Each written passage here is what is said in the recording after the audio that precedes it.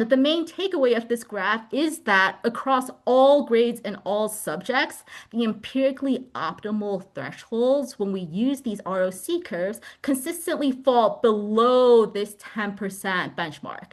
And they usually cluster around 3 to 7%. Again, the lower end of that scale, it represents some developmental trends, which is why we see that this is kind of U-shaped over here and over here.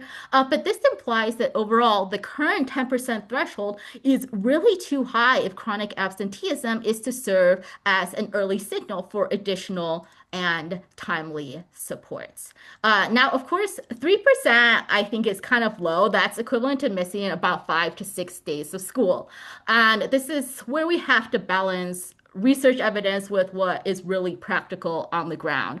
So I think the takeaway here is not necessarily that schools should intervene with every student right when they miss, that fifth day of school, but rather the findings suggest that waiting until students reach this 10% threshold over here might mean that we're responding too late. And there are a lot of opportunities to identify and support students earlier, especially around maybe that 5%, 7% range, especially with lighter touch supports or check-ins that can really optimize early impact.